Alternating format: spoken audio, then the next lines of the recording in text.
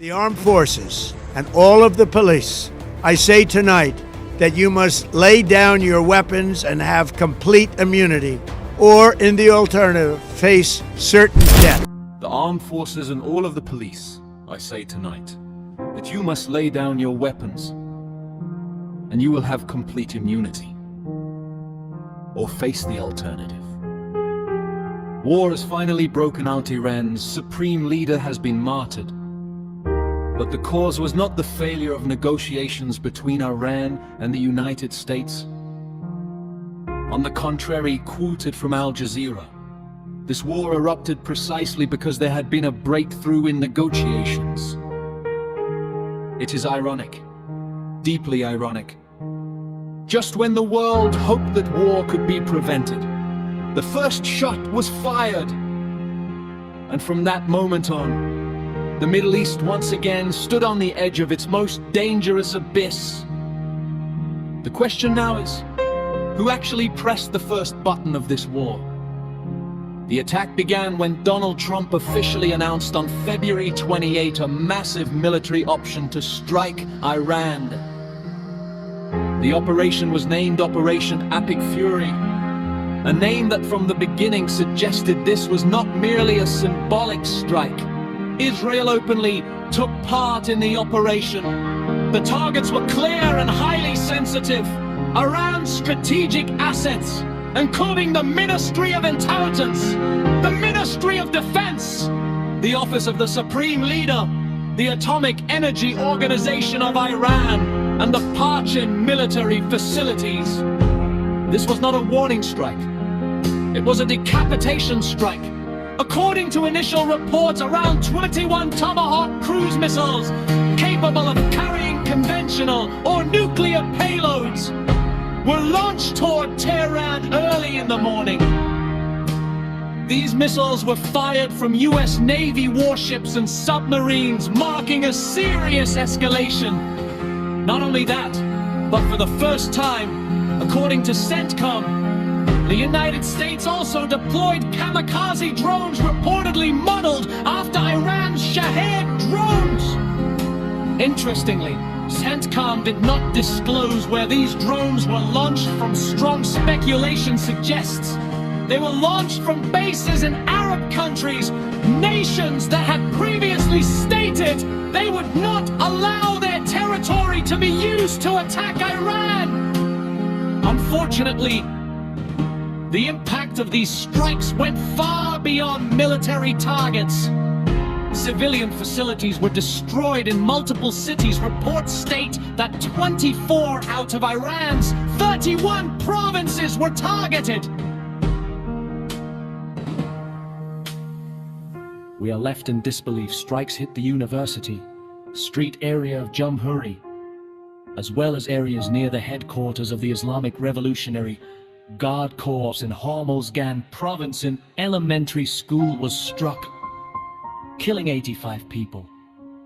The Iranian Red Crescent reported a total of 2 Wendan people killed and 747 injured. Among the dead were Ayatollah Sayyid Ali Khamenei, Supreme Leader of the Islamic Republic of Iran, Iran's Defense Minister Amir Nazirzadeh, and IRGC Commander Mohammad Pakpour, who were killed during an Israeli strike while attending a high-level meeting in Tehran. Iran declared a 40-day mourning period. Ironically, just hours before the attack, Oman's foreign ministry had announced that Iran agreed to stop stockpiling enriched uranium. The message seemed clear. The United States was not truly seeking negotiation. The talks were merely a cover. The pattern repeats itself. The 12-day war of 2025, and now the 5th round of negotiations, once again ended in strikes. Trump's justification was to permanently dismantle Iran's nuclear program, level its missile capabilities, and destroy its navy. This aligns with Benjamin Netanyahu's long-stated objective to eliminate what they they describe as the existential threat posed by the Iranian regime. However, Iranian Foreign Minister Abbas Araghchi asserted that the attacks ordered by Trump and Netanyahu were illegal and illegitimate. Iran, he said, is ready to retaliate and defend itself. And this time, it is not a bluff. Iran launched its counter-offensive under the name Fahd Akbar, a term heavy with symbolism. The name refers to the Battle of Khaybar in early Islamic history, led by Ali ibn Abi Talib and regarded as a major Muslim victory. The choice of name was not accidental. The message was clear. This is a retaliatory war, historical, ideological, and political all at once. This Iranian assault was unprecedented. Its intensity was multiple times greater than the 12-day war. The targets were not only Israel, but all US military bases across the Middle East.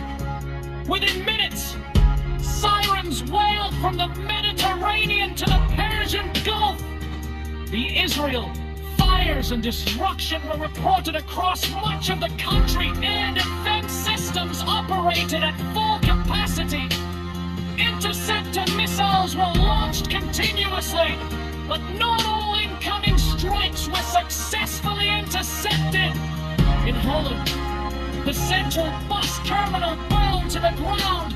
Video footage showed Iranian missiles penetrating defenses, exploiting urban areas, triggering thick gold scud and destroying several neighborhoods. Missiles also hit targets in Haifa and Hebron. Civilians were evacuated en masse. Reports even claimed that Benjamin Netanyahu was evacuated by aircraft to Jordan. Muwafaq Salti Air Base in Jordan became a target after reports that the United